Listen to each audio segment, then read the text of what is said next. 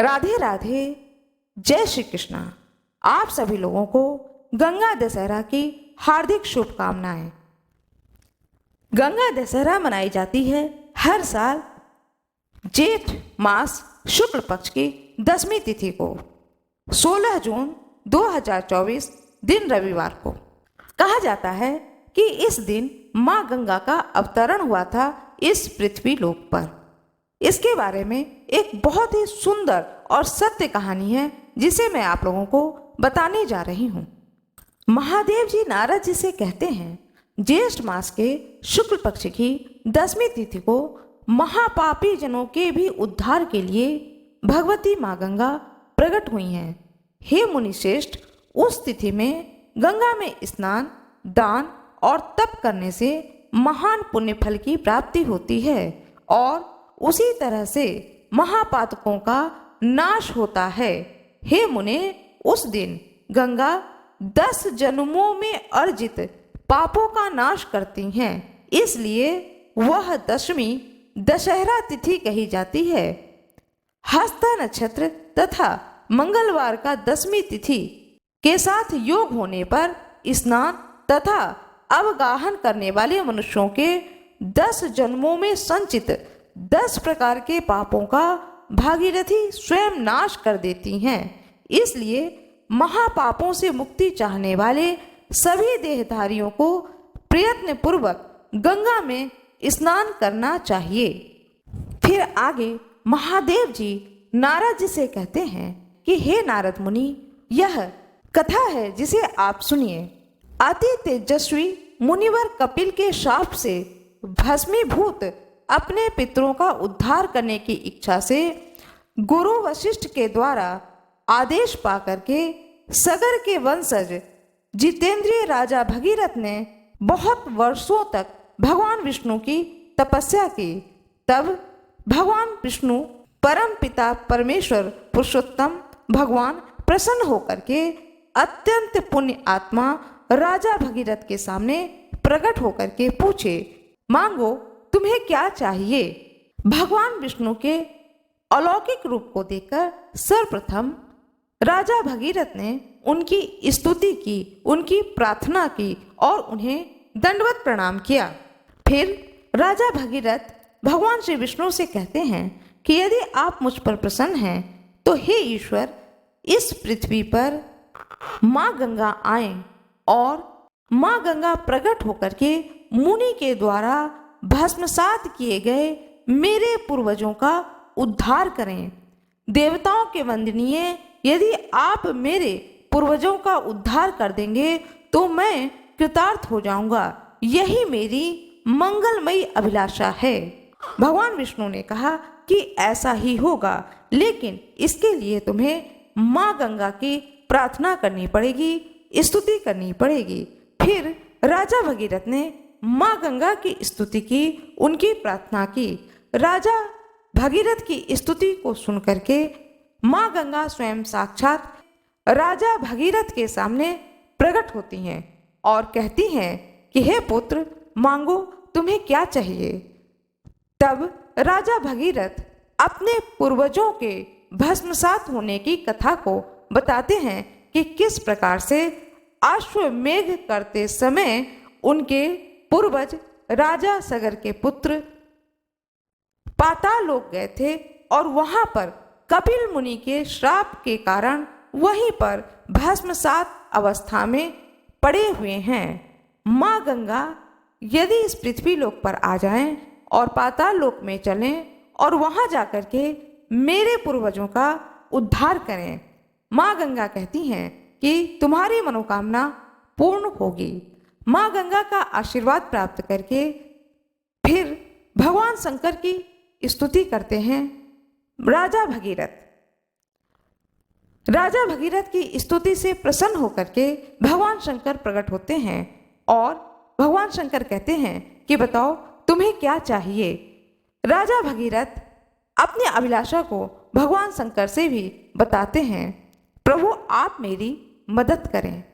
भगवान शंकर कहते हैं कि माँ गंगा का जो तेज है, जो जलधारा है, वह इतना तीव्र है कि स्वर्ग से पृथ्वी पर इतनी तीव्र धारा नहीं लाई जा सकती है, इसलिए मैं तुम्हारे इस अभिलाषा को पूर्ण करूंगा।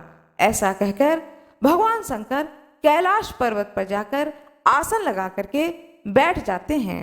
माँ गंगा जल रूप में स्वर्ग से निकलती हैं और भगवान शंकर उन्हें अपने मस्तक पर जटाओं में ही धारण कर लेते हैं। फिर भगवान शंकर अपनी जटाओं को खोलते हैं। फिर भगवान शंकर की जटा से माँ गंगा की धारा इस पृथ्वी लोक पर आती है। माँ गंगा की दिव्य स्वरूप की धारा को देख करके राजा भगीरथ अत्यंत प्रसन्न हो जाते हैं और माँ गंगा की स्तुति करने लगते हैं। माँ गंगा के इस प्राकट्य को देख करके पृथ्वी पर सभी ऋषि मुनि और स्वयं यह पृथ्वी लोक, पृथ्वी देवी स्वयं स्तुति करती हैं माँ गंगा की और स्वागत करती हैं कि आप इस पृथ्वी लोक पर आई हैं, आपका स्वागत है। सारे ऋषि मुनि माँ गंगा के दर्शन के लिए अपने अपने उन स्थानों पर चले जाते हैं जहाँ पर कि माँ गंगा की धारा बहने वाली थी। राजा भगीरथ से माँ गंगा कहती हैं कि तुम मुझे उस स्थान पर ले चलो जहाँ पर तुम्हारे पूर्वज हैं। हुआ यह था कि राजा सगर ने अश्वमेघ यज्ञ किया। अश्वमेघ यज्ञ करने से उनका जो घोड़ा था वह पूरे पृथ्वी लोक पर घूम गया। घूमने के बाद में पाताल लोक में गया। घोड़ा बहुत ही थक गया था। कपिल मुनि की दृष्टि पड़ी उस घोड़े पर, उन्हें दया आ गई उस घोड़े पर। उन्होंने उस घोड़े को पकड़ लिया और अपने आश्रम में बांध दिया। उसको खाने के लिए हरी घास दिया, पीने के लिए ठंडा पानी दिया, उसके पीठ को सहलाने लगे तो यह घोड़ा थोड़ी देर के लिए विश्राम कर ले। राजा सगर के 1000 पुत्र उस घोड़े के पीछे पीछे चल रहे थे कि जो कोई भी इस घोड़े को पकड़ेगा उसको मुझसे युद्ध करना होगा। जब उन्होंने देखा कि उनका घोड़ा कहीं दिखाई नहीं दे रहा है, तब वे सभी लोग पृथ्वी लोक में जाते हैं। वहां देखते हैं कि कपिल मुनि के आश्रम में यह घोड़ा बंधा हुआ है। तब वे लोग कपिल मुनि को ललकारते हैं कि आपने मेरे अश्वमेघ यज्ञ के घोड़े को बांधा है, पकड़ा है, अतः अब आप आकर मुझसे युद्ध करें। कपिल मुनि कहते हैं कि मैंने इस घोड़े की अवस्था को देखकर इस पर दया की है, न कि मैंने इसलिए पकड़ा है कि मुझे तुमसे युद्ध करना है। लेकिन जब बार बार उन राजकुमारों ने कपिल मुनि से कहा कि आकर युद्ध करो, तो कपिल मुनि को क्रोध आ जाता है और कपिल मुनि अपने कमंडल में से जल निकालते हैं और उन सगर के पुत्रों पर छिड़क करके श्राप देते हैं। श्राप देते हैं कि तुम लोग इसी समय भस्म हो जाओ, और वो लोग उसी समय उसी स्थान पर भस्म हो जाते हैं। वह भस्म कई वर्षों तक पाताल लोक में ही पड़ा होता है, जिसके कारण उनकी मुक्ति नहीं हो पाती है। राजा सगर के वंश में राजा भगीरथ का जन्म होता है और जब उन्हें इस बात का जानकारी होती है तब वे तपस्या करते हैं भगवान विष्णु की, माँ गंगा की, भगवान शंकर की कि पृथ्वी लोक पर माँ गंगा आए और आ करके मेरे सारे पूर्वजों का उद्धार करें। उन्हें आदेश देते हैं उनके गुरु वशिष्ठ। इस प्रकार से फिर माँ भगवती, माँ गंगा भगवान शंकर की जटाओं से निकलकर पृथ्वी पर आती हैं और राजा सगर उन्हें लेकर जाते हैं पाताल लोक में, जहाँ पर उनके पूर्वज भस्म रूप में पड़े हुए थे अभी तक। वहाँ जब माँ गंगा का धारा पहुँचती है तो उन भस्मों को माँ गंगा अपनी धारा में समेट लेती हैं, बहा ले जाती हैं और माँ गंगा के उस धारा के पड़ते ही सभी पूर्वज दिव्य देह को धारण करके मोक्ष को प्राप्त करते हैं। जब वे लोग स्वर्ग को जाने लगते हैं तो अपने पूर्वजों को देख करके राजा भगीरथ बहुत ही खुश हो जाते हैं और उनके पूर्वज अपने परिवार में जन्मे ऐसे महान तेजस्वी व्यक्ति का दर्शन करते हैं और उन्हें प्रणाम करते हैं कि आज तुम्हारा जैसा महान व्यक्ति हमारे वंश में जन्म लेकर हम सभी लोगों का मुक्ति और उद्धार कर रहा है। ऐसा कह करके सारे पूर्वज राजा भगीरथ को आशीर्वाद भी देते हैं कि तुम इस पृथ्वी लोक पर सदा सर्वदा पूजनीय रहो, तुम्हें तीनों लोकों में पूजा जाए, जाना जाए।